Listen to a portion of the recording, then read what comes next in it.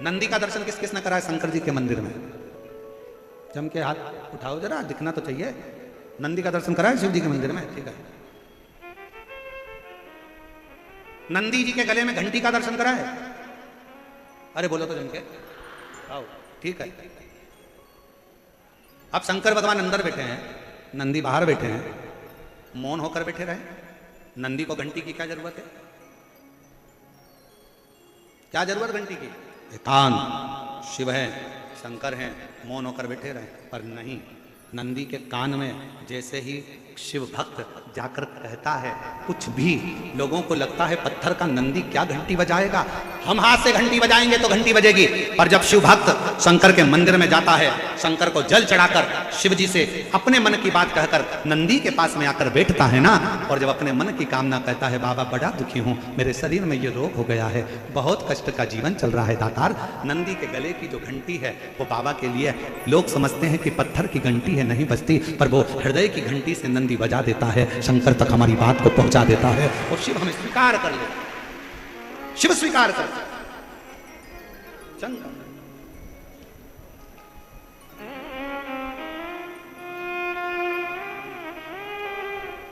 भगवान शंकर उसको स्वीकार कर रहे थे। जाओ नंदी के, जब शंकर के मंदिर में जाओ, शिव जी के शिवालय में जाओ, शंकर के पास में जाओ, मेरे देवाधिदेव महादेव के नजदीक में जाओ, तो नंदी का भी दर्शन बहुत जरूरी है। अगर नंदी का दर्शन हो गया तो बहुत अच्छी बात है। नंदी के पास पहुंच भी गए, नहीं भी पहुंचे तो नंदी के नजदीक से अगर निकल कर भी चले गए, अपने हृदय का बात कहते कहते नंदीश्वर से प्रणाम करते हुए कहकर जाए। और हम तो फिर कहेंगे हृदय से, जिनके गर्भाशय संतान की भी अगर प्राप्ति नहीं है और बहुत बहुत साल भी हो जाए ना, बहुत बहुत साल भी हो जाए, तो निवेदन करेंगे शिव जी पर चढ़ा हुआ जल, बेलपत्र, नंदी के पास बैठकर और सफेद आंकड़े की जड़ का जो प्रयोग है वो जरूर करो, और नंदी के पास बैठकर 2 क्षण बाबा से प्रार्थना जरूर करो कि भोला सब दुख काटो, ओ भोला सब दुख काटो, शिव शंकर जब तेरी माला, भोले बाबा जब तेरी माला, ओ भोला सब दुख काटो हमारा। थोड़ी देर नंदी के पास बैठ गए, उससे उच्चारण करा श्री शिवाय नमस्तुभ्यं, श्री शिवाय नमस्तुभ्यं, श्री शिवाय नमस्तुभ्यं, श्री शिवाय नमस्तुभ्यं, श्री शिवाय नमस्तुभ्यं, श्री शिवाय नमस्तुभ्यं। दिल से आप नंदी के पास बैठकर भी उसको पुकार सकते, उससे कह सकते, विनय कर सकते, उससे निवेदन कर सकते। बिंदु के प्राण छूट गए थे, गलत कर्म करते करते मरा था, इसलिए प्रेत की योनि में चले गया। चंचुला देवी को मन में आया कि मेरे पति को मोक्ष नहीं मिला, मोक्ष नहीं। कैसे मालूम पड़ेगा कि आपके जीव को मोक्ष नहीं मिला? ब्राह्मणों ने कहा कि पिंडदान करो तो पिंडदान करा, ब्राह्मणों ने कहा तर्पण करो तो तर्पण किया, ब्राह्मणों ने कहा कि तिलांजलि करो तो तिलांजलि करी, इसके बाद में भी पितृदोष रह गया, उसके बाद में भी वो प्रेत की योनि में पड़ गया, तो क्या करेगा? इसलिए सारी समस्या का हल जम के बोलो जरा, एक लोटा जल, बोल बम का नारा है श्री शिवाय नमस्ते। इसलिए एक लोटे जल की महत्वता कही है। पति के लिए तिलांजलि कर दी, पति के लिए तर्पण कर दिया, पति के लिए सारा कार्य कर दिया। तुमने भी अपने पूर्वजों के लिए, अपने पितरों के लिए कितना कितना करा, ऐसा कोई नहीं है जिसने नहीं करा। कोई ने ब्राह्मण का भोजन कराया, कोई ने कुछ कराया, कोई ने कुछ कराया, उसके बाद भी अपनी पत्रिका लेकर जाओ, हाथ दिखाने जाओ तो भी लोग कह देंगे पितृ दोष है, इसलिए तकलीफ भोग रहे हो। फिर भी लोग कह देंगे कि पितृ दोष है इसलिए कष्ट भोग रहे हो। पर ना भाई, शिव महापुराण की कथा कहती है, एक बात अपने अंदर उतार कर रखना, अगर जीते जी अपने माँ बाप की जीते जी अपने माता पिता की सुन लोगे, जीते जी अपने माँ बाप की जो पसंद का भोजन है वो बनाकर खिला दोगे, जीते जी उनका आदर कर लोगे, सम्मान कर लोगे, जीते जी उनका आदर सम्मान में लगे रहोगे, तो फिर मरने के बाद तुम्हें पूड़ी भजिया पकोड़ा खीर खिलाने की जरूरत नहीं पड़ेगी। वो जीते जी आप और हम आज के समय में माँ बाप का सम्मान जीते जी नहीं कर पाते, माता पिता का आदर नहीं कर पाते, सत्कार नहीं कर पाते, और उसी का भोग बाद में भोगना पड़ता है कि हम लोग दुखी हो जाते हैं। वो कितना सुंदर गीत किसी ने गाया है, कभी प्यासे को पानी पिलाया नहीं, बाद अमृत पिलाने से, जम के बोलो जरा, अमृत पिलाने से, कभी गिरते हुए को उठाया नहीं, बाद आंसू बहाने से। क्या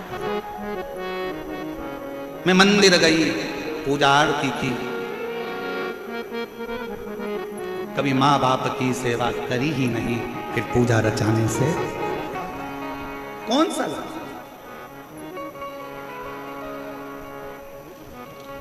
और जो एक धर्म पत्नी का फर्ज है, एक धर्म पत्नी का जो कार्य था वो धर्म पत्नी ने करा। चंचुला ने अपने पति के लिए, बिंदु के लिए जो कर सकती थी सब करा, उसके बाद भी उसका पति प्रेत की योनि से नहीं छूटा।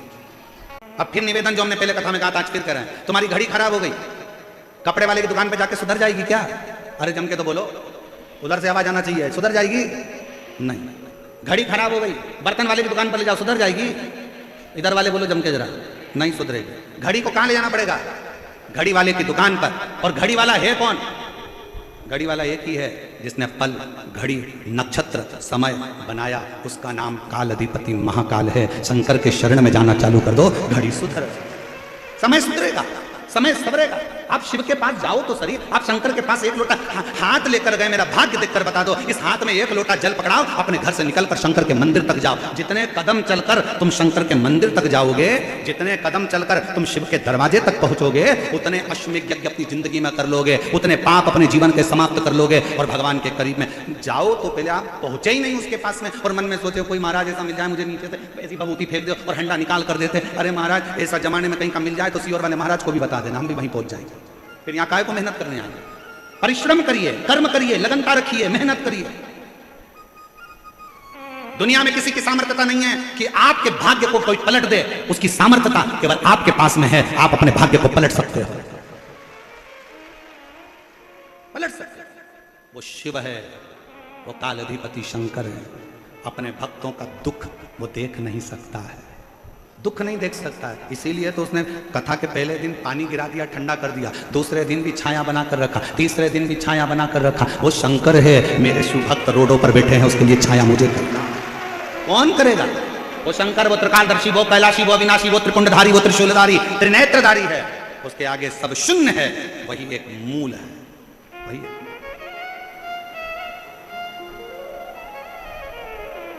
आप कितना भजन कर रहे हैं शिव का? आपका भरोसा, आपका विश्वास, आपकी दृढ़ता क्या कर? और हम तो चलते हैं, हम तो बाबा के भरोसे चलते हैं। हे जयपुर की जीजियों, मेरे जयपुर के जीजाओं, मेरी बेटियों, बेटाओं, मेरी माताओं, मेरे भाई, मेरे पिता तुल्य बुजुर्ग, सब बोलो, हम तो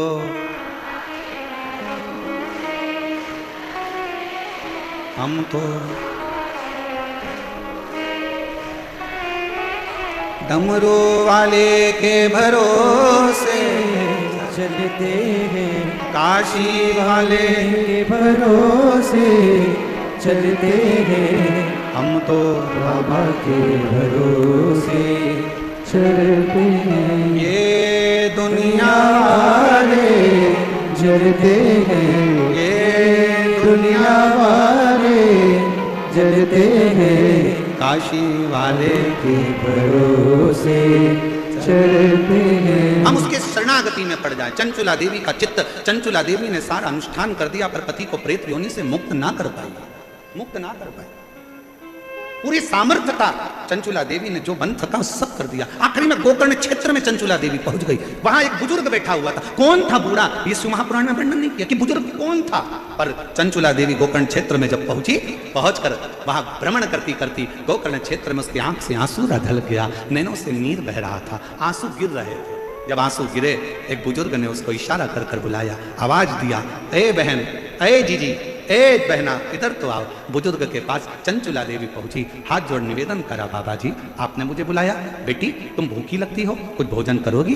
चंचुला देवी ने कहा, बाबा कैसे भोजन करूं, मेरे पति प्रेत योनि में पड़े हैं, उनके लिए मैंने पिंड दे दिया, तर्पण कर दिया, तिलांजलि कर दी, सब कुछ कर दिया, मेरे पति का मुक्ति नहीं हुआ, मोक्ष नहीं हुआ, वो प्रेत योनि से छूटते नहीं है। अरे बेटी क्यों चिंता करती है, क्या तूने कभी काशी का वास करा है?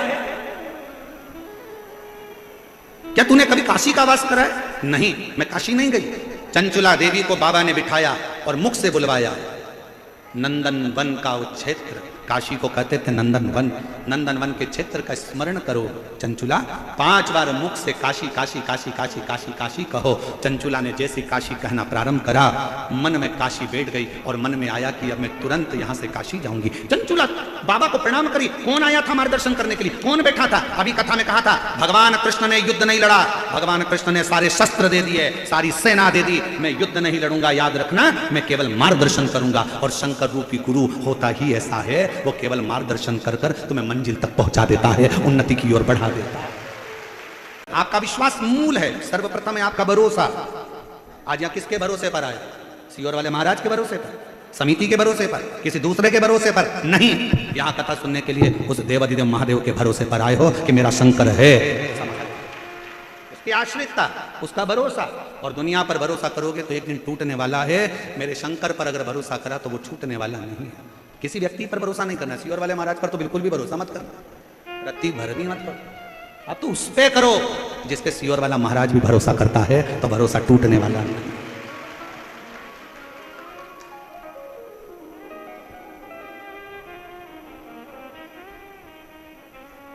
तेरी कृपा का क्या है भरोसा, कब किस पर हो जाए जरा सी हम पर कर दो, ओ जरा सी हम पर कर दो,